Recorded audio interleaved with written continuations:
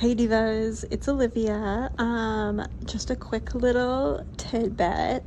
We didn't realize until after recording that my camera is kind of fucked. Hope y'all enjoy. Love you. Bye. Hello, and welcome to Bless Their Yacht. I'm your Reverend host, Olivia, coming at you with surround sound ASMR. Join me and my Reverend host, Maryanne, as we dive in each week to the Gen Z Holy Text and Notes app. Every week, we get together and we talk about a little topic, and then we yap about it. So mine is a kind of interesting because I have some skin in the game. Oh. So as our viewing audience may tell, those that are watching the video, I am a woman with short hair. And I have had short hair for kind of on and off most of my life, I would say, like very comfortably. Almost all of my adult life, I've had short hair. And I've been seeing a lot of stuff online. And I mean, like, I know that there's a lot of contention around women with pixie cuts. I know that, like, in my heart, because I remember when I started growing because I had a pixie cut, a god awful pixie cut in high school. And, when I started growing it out, I remember I had a friend who was like, "Oh, I'm really glad you're growing your hair out because, like, girls shouldn't have short hair." She's Oh, Mormon, so, like, right. you do Yes, you do what you Sholo. will. But I've also been seeing a lot of stuff online recently about, like, women primarily talking about getting older and not wanting to cut their hair when they're older because they wanna stay beautiful, especially, like, when they start having, like, natural gray hair.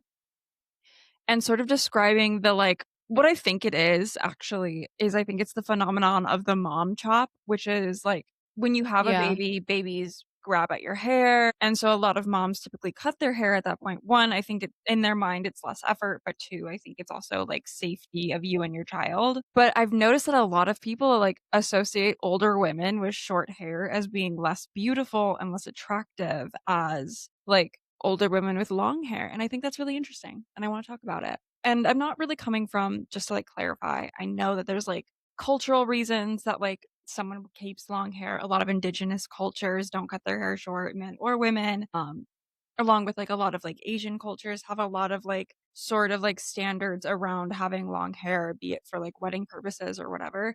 I'm kind of just more talking about, like, a generalized American, North Western view. American yeah, around having short hair and the beauty standard of it, because Yeah. I think it's really interesting. What do you think, Yeah. Mare? I think, yeah, I feel like I've definitely been there in regards to when I was little and, like, younger, I would see women with short hair and I would be like, "Why would they do that?" Yeah, But no, me the too. exception was, like, with, like, older women, like grandmas or moms that would, like you said, have that kind of short hair. But yeah, it was always something in, like, the back of my mind when I was little of being like, "Oh, like, short hair is for boys, long hair is for girls." And I feel like as I've gotten older, obviously that's, like, stereotype or that Yeah. social norm has definitely changed in my head, but it does sometimes take getting used to. Like, I remember one of my best friends also cut their hair short in, like, 12th grade, and at first I was, like, really taken aback because I had never, like, really seen anybody with short hair like that, Yeah. and so it was like and also she had really long Oh, hair. so it was like a that was, like, my first chop too, was I had, like, drastically long hair and then I chopped it all off. Yeah. So it was definitely like I was taken aback, Mhm. but, I would never tell my friends Yeah, it's that, like, it doesn't look good, and it looked good too. It was just I had to get over my, like, yeah. idea of that social norm. No, and I think it's a very interesting beauty standard because, like, it's something that I've seen us not progress past, I think, because I think beauty trends obviously, a lot of beauty trends are rooted in, like, patriarchy, racism, colonialism, all the isms, but short hair is one that I've seen sort of just no matter, like, what side of the political spectrum I don't think you could ever be too woke and be, like, the most woke-if person will still be like, "Okay, but you have short hair, that's crazy." And I think especially as women get older, the only thing I can think of that maybe causes this sort of, like, disdain for older women with short hair is, I think, partly besides the beauty standard of having long hair, because I'm kinda going on a tirade, sorry. No, and that's what this is I'm for. good, I'm gathering my thoughts as they progress in my brain, much like a hunter-gatherer. And like, because I know that's not true, right? For older women, there's incredibly harsh beauty standards on older women. And like, there's harsh beauty standards on women, heard, but like, especially as women progress and in age, having long hair is not going to save you from the hardships of people being mean to you because you're getting older, right? I feel like the idea of you having basically that long hair equals beauty is something that's really antiquated. And Yeah. also, there have been so many like beautiful women in the past. Like, if we're kind of connecting this back to like oh in the good old days there were Yeah. like women had long hair and like this kind of mentality, like a lot of women, especially in the like the flapper era, like that Yeah. was like the era of the pixie cut, you Yeah. know, that Well, was and when like, it was. the flapper era is very interesting because if you were a woman historically, if we're going like really antiquated, to have short hair, typically, this is kind of generalized, was seen as like you did something wrong. Maybe Mm. you were accused of being a witch, or uh, oftentimes it was like a punishment to have your hair cut. Again, it's the thing of femininity. With witches, it was because they believed that witches held magic in their hair, like sort of a belief that the hair holds magic itself. So they would get it cut short. It also has to do with antiquated ideas of like cross dressing and stuff like that. But so the flapper era is really the first era that we see women do short hair in the mainstream. Like, they did do quite short. If you look at historical photos, they do Yeah. really, really short hair. I think Josephine Barker is a really good example of a woman from this era with very short hair, as well as being a woman of color icon and a Yeah. legend. So it's just interesting. But it's interesting, like, I feel like even in the early 2000s, I feel like short hair was really in, but it's still like it's sort of seen as something that like, oh, she's pretty, but she has really short hair. But And she like, has short hair, right. and I'm used to it from men. That's not something that ever shocks me whenever men are really weird about like women having short hair. Not to be like men can get away with it, but like it's expected Right. as someone who's been attracted to men while having like a very, I wouldn't say very alternative appearance, but like alternative appearance. It is sometimes jarring for them to like see a woman with short hair. No, my husband does not care. My husband has very long hair, so it's really funny. You switched. But it is like, but it's more from women that I also see this beauty standard as well of like really like holding on to having long hair. And I think it's I interesting. think it's super interesting how women a lot of times uphold their Yeah. own oppression, I guess. Especially in the flapper era, the short hair was kind of used as a rebellion of sorts to like Mhm. the era previous to that, where it was, I think it was the Great Depression before the flapper No. era, So if great. I'm not. Not to be history dweeb. No, yeah, yeah, Great please be. Depression is after, because it's the 30s. Before Gotcha. was the Edwardian era and the Victorian era, Yes. which is very long hair. Yes, very long hair, like very done up Yeah. and all this stuff. But yeah, so it was kind of a rebellion of sorts to have that short hair. And it's really sad that nowadays, I mean, always throughout history, but it's really sad that the people that you want to have this sort of bond and like sisterhood with, or Yeah.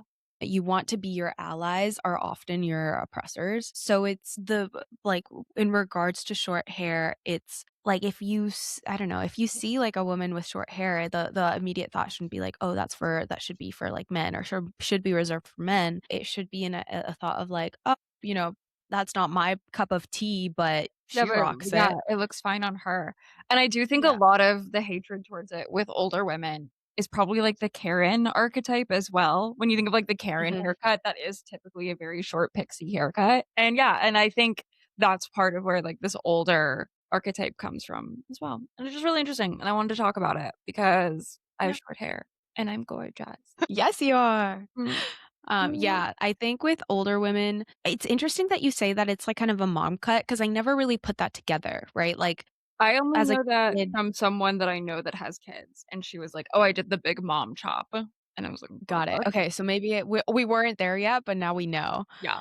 That's actually, it makes sense why you would kind of get that kind of short hair, Yeah. um, as you have kids because of them pulling and everything. Yeah. But yeah, it's really sad that people would kind of run with this idea that short hair is for men only. Yeah. Do you feel like there are times where you feel like, oh, having short hair would be okay? As in, like, other people think that short hair would be okay. I'm sure. I mean, one, beauty is so like, while we do talk about like the hardships of like kind of overarching beauty standards, which is being white, thin, blonde, have long hair, gender signifiers, beauty is also in many ways very subjective. Mhm. And so, as someone that did hair for a while, like, we do talk a lot about, like, working it for your face in a way. Like, if I have a very, like, long face because I'm portort, and because of that, short hair works better on me because it's not drawing that sort of, like, down shape to make it so long. These are, like, rules that I wouldn't say are very subjective. I think it's Right. just really, like, and I think that's part of, like, the big thing is just do what you wanna do because it's your style. Who gives a fuck? Meow. Yeah. Yeah. I mean, I'd be really curious, I probably wouldn't cut my hair very short at all outside of, like, just above my shoulder length, Valid. but would other people, like, I'm sure. listeners? Yeah. Oh my gosh. Comment below if you wanna chop your hair off because I will 100% support you. I love supporting people on their crazy hair journeys. That's my favorite I wanna activity. speaking of hair, I really wanna not like dye my hair, but I wanna get, like, highlights in my hair. Nothing insane, but I wanna do something. You should do like a little caramel moment. Caramel. Yes, that's exactly what I That wanna would be do. really cute. I really like that idea and you should do that. I think that'd be very pretty for the summer. Everyone, I comment know, I below if really you wanna think do it. Maryanne would look really good with caramel highlights. Yes. There's gonna be so many comments. Yeah, passing you up because you should be. But yeah, and I just think it's interesting, and I like talking about how we perceive old women and how we perceive hair and beauty in women because I do think it is something that is looked upon. Because again, like I just saw so many comments on this specific video of like people being like, "Yeah, my grandma never cut her hair. She never got a fuck ass pixie cut. She's gorgeous." And I'm like, interesting, interesting. I wonder what it is that make people kind of go against their supposed allies, right? Like, we want women to kind of band together. So aside from the thought or the culture of beauty norms, what is it that makes people want to outwardly say or outwardly shame these people for having kind of these like things that Ooh. they wouldn't do? I think there's a couple things, and I don't know if I totally fully know, obviously, but like I think a couple Mhm. things.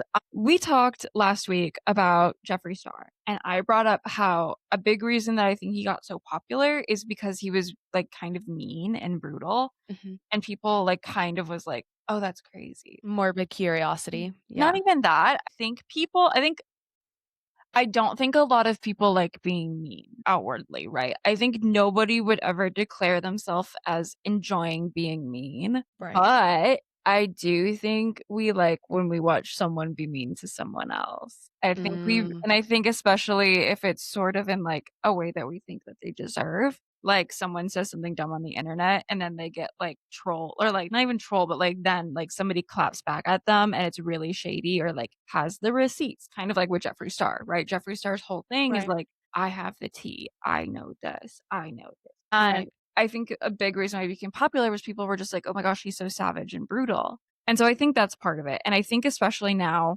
I think I'm noticing a really big rise of like that kind of attitude on TikTok and like the internet in general with like people being like, bring back bullying or like just being like kind of mean. I see a lot of stuff, and I was going to save this for a different topic, but I do actually want to talk about it now. Where like I see a lot of stuff talking about kids. Typically, it's like female assigned at birth non-binary people in 2020, usually with some sort of name. This is probably too specific, but it's usually like bug or arson or something. And it's someone like making a video making fun of that person. And Mhm. even if the archetype is like, I used to be this person back then when I was a teenager, I don't identify as non-binary anymore, or I'm just not this person.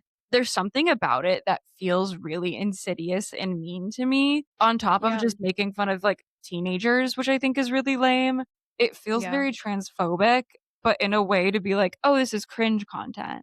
And I think that's another reason why people really like calling other people out as cringe content. I think in that case, it's even more insidious because you were once in that place Yeah. to relate to that person. Being transphobic, even if you used to identify as some sort of trans or non binary, it's just gross. It's gross. No, Even if you're like, I want to make fun of how I was when I was a teenager, it's not good. to me, the argument of like, it's not natural, this idea of, and same thing with like long hair, short hair, right? I mean, Yeah. obviously not the same, but I think it can be akin. hair is a gender signifier in many ways. I think it's a part of conservative agenda of gender presenting. Absolutely. Continue. But that's the thing. I think with this idea of trying to relate to somebody that I guess you used to be, and then like claiming that as cringe, but like outwardly to the public, and also saying that it's like unnatural is absolutely like is ridiculous because you were once in that spot. And even if you weren't, like just having Yeah. empathy to somebody who doesn't feel right in their body or Yeah. finally has the courage to present themselves as what they feel like they should Yeah. be. I feel like that's not why is it a problem? I never Exactly. understood why why people currently have so much of an issue with people just trying to be comfortable in their own bodies regardless of like how they like whether it's like a Exactly. non-binary like outward projection or if it's like in the binary or somewhere in between. Like it just doesn't make sense to me Yeah. to be mean like that. I've definitely when I'm like scrolling through Instagram or whatever, and I see something that I don't agree with, I'll like immediately go to the comments and make sure that like I'm not the You only do one that who too? thinks that. My Yeah, god, I'm so absolutely. glad you also feel like you need to know what the people are saying and that Validate they're on like your my side, 'cause I feel like and that's then the you do thing you with feel crazy those when they don't? 'Cause that's how I felt yeah, about the and then hair you're like, comment. "What?" I was like, "What the fuck?" Like, we're all on board with old women short hair bad? I don't understand it, but I get the need to want your opinions to be validated. I think people love to give their opinions, and I think this podcast is kind of a testament to that, right? Like, Yeah, we I love love to talking. talk about, like, I love what is on talking. our mind, but I think people need to remember that it is important not to be mean-spirited about the opinions that you're giving out, If and you have also nothing nice to listen. say, don't say it.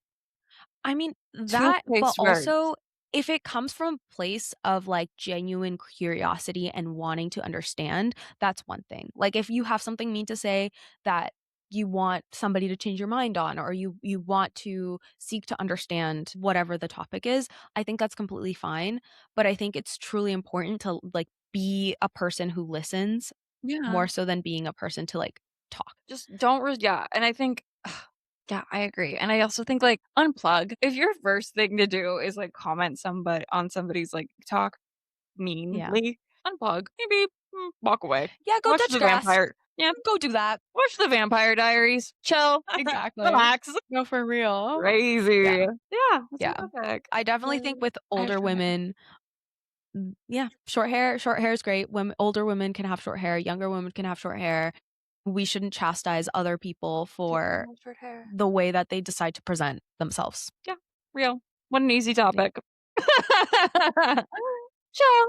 It's yours, Mare. What do you got for me today? Okay, so I believe I had to cut it out of last week's topic. I don't entirely remember. But remember how we were talking about Timothy Chalamet and how Yeah. everybody's kind of like on this hatred bandwagon because of some Yeah. of the comments that he said. So, I've had this on my notes app for a while or on my Bible, and Well, it's essentially the overexposure of celebrities. So, yeah. this is a thing that I guess I was kind of introduced with, like, the Taylor Swift, a documentary that came out, like, Is it way back when, documentary? like, Miss Americana. Yeah.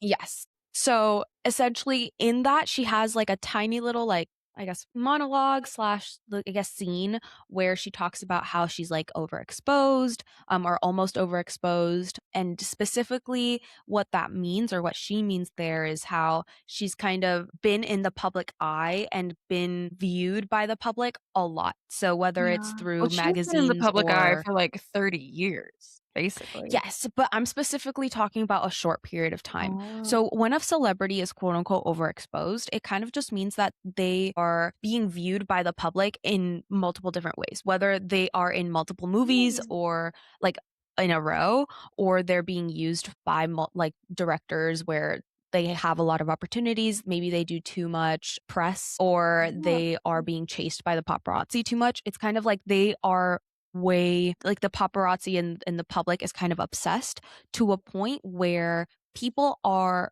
tired of it. They're tired of hearing news from this person. They're tired of being like talking about this person or seeing this person on their screen or whatever it is. So it's interesting how I specifically was talking in my notes app. I specifically was mentioning how celebrities, like female celebrities, are overexposed Yeah. or can get overexposed much more Yeah, often woman. than male celebrities. Yeah. But with Timothee Chalamet, this is the first time I guess I'm hearing about kind of this overexposure of a male celebrity and how it's kind of Ooh. turning out for him. So that's really interesting. I had my own theory about Timothée Chalamet. So I actually like quite a bit of movies that Timothée Chalamet is in. I really like Bones and All is one of my favorite movies. I love Little Women. Call Me by Your Name is really good. I'm sure Marty Supreme was fine. I think with him, what I've kind of said is like the outcry with him on his comments that he made in 2019 about like ballet and theater was that it was really misaligned with like how Timothée Chalamet was perceived. I think a lot of people really view him as Laurie from Little Women or like this kind of artsy soft boy when he's not. He is just kind of a guy. And I really stand by like that take of mine. But I do think that like I do think there's a big tide shift with him. And I think it is one, I think people are kind of realizing he's kind of a twerp. And I think also he is a man that is getting not womaned, but getting overexposed, which is good. I think we should Yeah. overexpose more men. But I think like Jared Leto, okay, to be fair, like I say that, I do think like other male actors have had this. Jared Leto is hard because Jared Leto has actively like done crimes. Same with like Leonardo DiCaprio.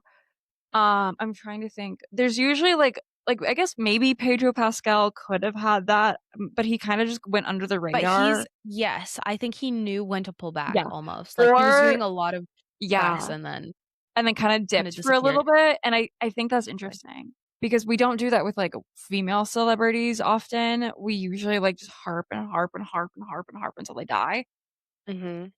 i.e. with, like, Blake Lively or honestly with, like, Yeah. Chappell Roan and, like, the Yeah. whole, like, system around her. But I think I don't know, I'm okay if people get more mad at Timothée Chalamet because I don't really like Timothée Chalamet, so No, that's that's the fine. thing. I think it's just the whole idea of being overexposed as a Yeah. celebrity is just so interesting because as a normal person, you're never really gonna get that way. No. You're never gonna really be overexposed to the same, I guess, to the same quantity of Yeah. people as like a celebrity.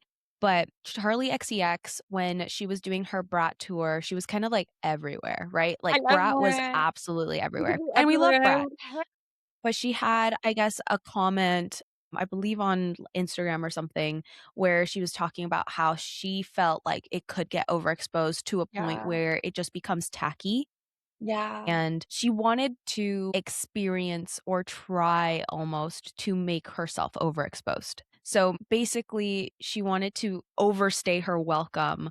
And I say that in quotes, not to actually quote her, but like kind of to generalize, paraphrase what she was saying in regards to Brat so that she can kind of experience what that overexposure would be like in the project of Brat. And it's interesting that she specifically almost wanted to be Yeah. overexposed because I think she felt like it would almost add to the like project itself and what the project was trying to convey. Whereas a lot of other celebrities like Blake Lively and Chappell Roan, they almost have to excommunicate Yeah. themselves from society in order for them to kind of regain to kind of make people reset on their Yeah. mindset to them. I wonder Yeah. with Charlie, because she was so small, and then Brat was kind of the first thing that really blew her up. Like, Yeah. Chappell Roan has a very similar story, but I think Chappell Roan is this sounds crazy because Chappell Roan is queer. I think it's, like, almost a different animal than Charlie XCX Yeah. because Definitely. and I don't know how to And it's describe that, unfair. but it is. Like, I feel like with Chappell, there's always sort of an edge with her because she is lesbian, whereas with Charlie, who is like predominantly loved, I would say, by like the LGBT, there's sort of like a mainstreamness to her in a way that I feel like Chappell will never unfortunately quite get. And Yeah. I think also like this is a very interesting thing from a marketing standpoint, I think too, because I'm also thinking of, like, Barbie summer and when Barbie was, like, everywhere, and same with, like, Wicked now too, I think is sort of, like, the Yeah. inverse of this, and I do think there's a really big shift to, like, when people are like, "Oh, I love this, I can get a lot of it," and companies will keep putting a product out, be it Wicked, Frozen, Brat, whatever, until consumers go, "Actually, I don't like this anymore. It's overexposed." I think that's Yes. interesting, and I wonder Yeah. with Charlie if it was, like, preservation to kind of be like, "I'm gonna do this to myself first, so you can't do it to me." Yeah, I think it was that. I also think it was, like, because she was such a niche artist Mhm. before and was always trying to break through the mainstream, when she finally did it, she felt like, "Okay, I need to stay relevant. Yeah, I can't not be relevant yeah, because then I'll lose everything I've kind of built up." yeah. Whereas with Chapel, it was similar, but it was almost faster, Yeah, right? there Charlie wasn't like XCX has a been yeah, there wasn't like a chapel. I mean, the closest thing I can think of with chapel is like the blue eyeshadow sort of becoming really in vogue, or like I don't mm, even know. Like I feel like with chapel almost has like signifiers that make you think of her, like red hair or like bright blue eyeshadow. yes. Whereas with Brat, it is sort of solely Brat. Like I'm not thinking of That's the thing, it's its signifiers. own thing. Yeah.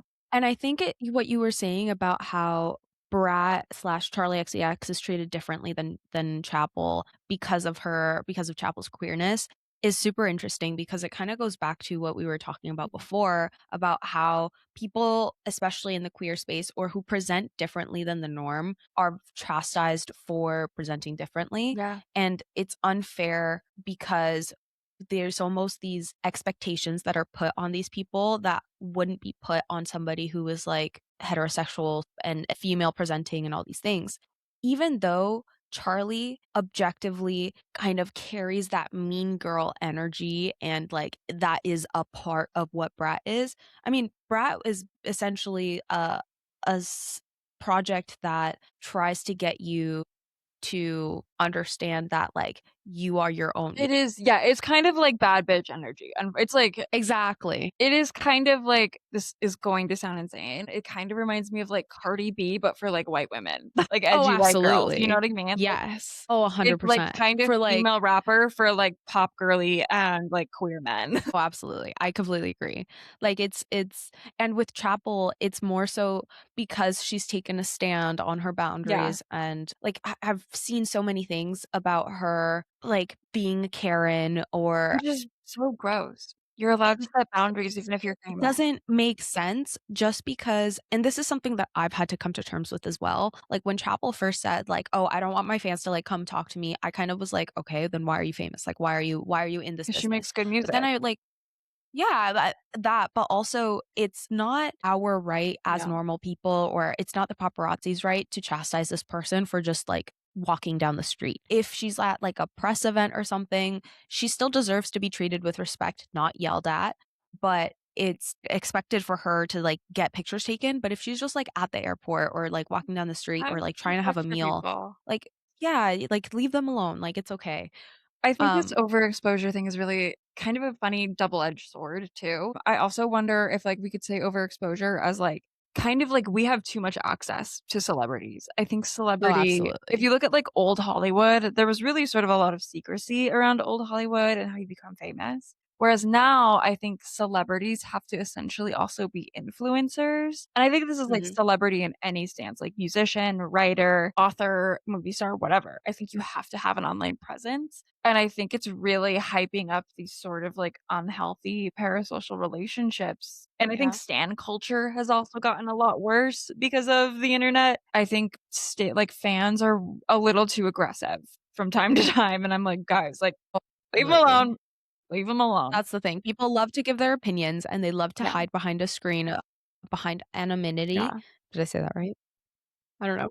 Well, but anyways, they love to hide behind that anonymity. It's essentially them trying to, expel their, like, meanness Yeah. onto whoever is on the other side of that screen, and it's unfair because we're all human, like, Yeah. I if I get a bad comment in real life, like, oh my god, I'm, like, devastated. I can't imagine I'll these kill myself. celebrities that are, like, going through going through like overexposure.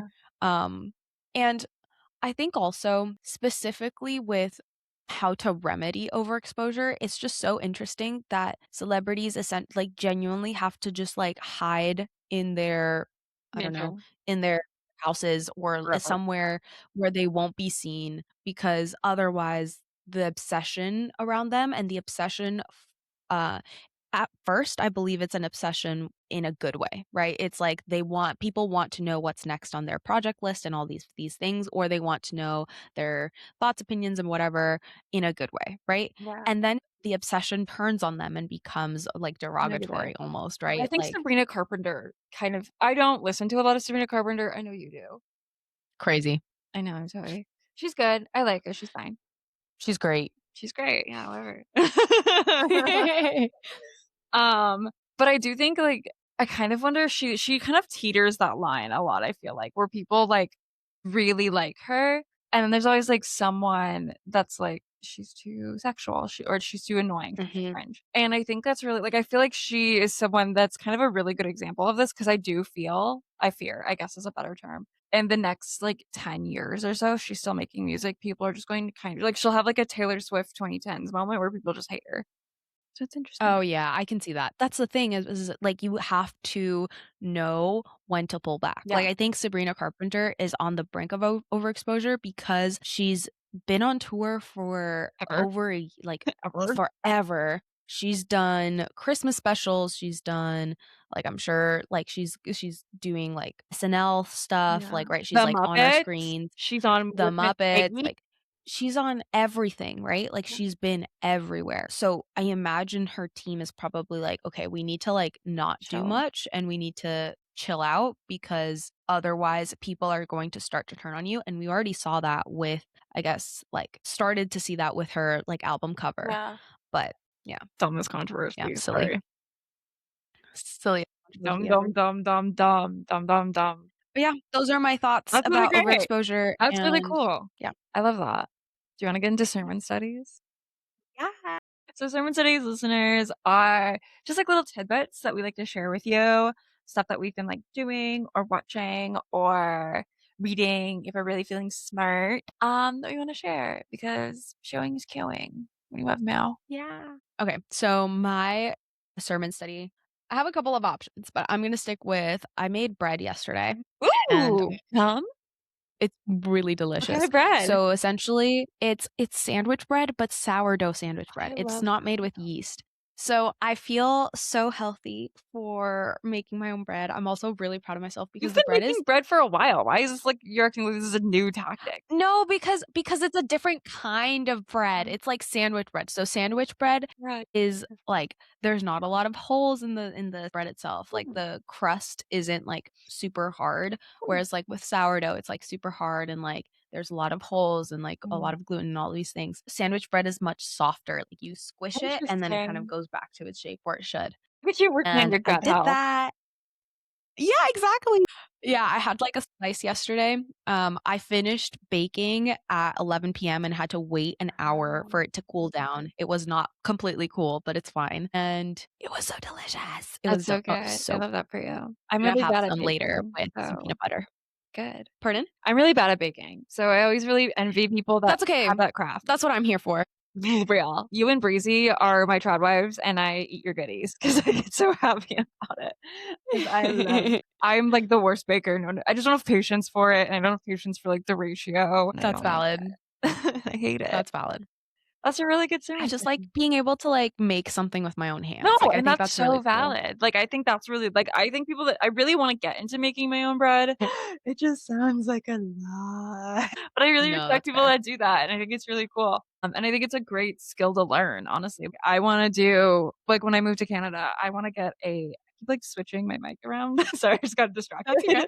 I really wanna get a hydroponic garden to grow my own spices, because I love Love them. that.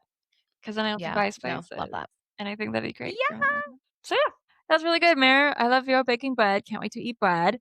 Love Yeah. bread. What's your sermon study? My sermon study, I'm gonna this one so I know back east and in most of the world it's really cold and shitty. In Arizona, it's like 90 degrees. It's gonna be 100 soon. So I've been taking the time before it gets like crazy hot to go on walkies, little walks, and that's been really nice. I listen to vintage radio shows from like the Cute. 40s. I know, it's really nice. Like I like to like be like, Boris Karloff is talking to me right now. Everybody shush. And it's just nice. I do like around 2 miles, and it's just a good little way to like get out and like exercise because like I don't get a lot of sun, and I should. I don't, and it's just really nice. So everybody take a little walk if you can. I love a little walk. I love Girl walk. hiking. Hiking is nice. But hiking here where I live is just walking. Like it's not That's actually fine. hiking. Like in Arizona, you could actually do some You hikes. can. I don't. Because I just don't want to hike Camelback. No, that's valid. But like it's sometimes like I don't know. I think just like taking a little nature walk is fine, even if it's just a chill little walk. I think that's really Absolutely. good for you. So that's my sermon study. I'm so excited for when it gets warm enough to like go on nice little walks. When does it start getting warm? Some of the things probably like May. Yeah, that makes sense. Yeah, this sucks. It starts getting warm, but it's like March and April are kind of the worst because it's always rainy. It's warm but rainy. So it's like you can't it's vibes. The best vibes. So it's best vibes the to like spring have showers bring May flowers. Exactly. So like it's awesome for that, but May, June, July, August are like the best months When I here. And move- even September, October. That's like plan. When I move to Canada, can we? What was that island that we went to that one time with the lake? I really liked that. Toronto Islands. I want to do that again. That was fun. That was super fun. I love going to the Toronto Islands. Yeah. Oh my gosh. Yes, absolutely. I love a picnic. I love a picnic too. It's actually just us now planning our plan. Exactly. All the things we're going to do when we're here. And I'm so excited. Okay, guys. Well, I think that's it for the epi today. We love you, whether you're new or old, to this channel. Yeah. Bye. Bye, Diva.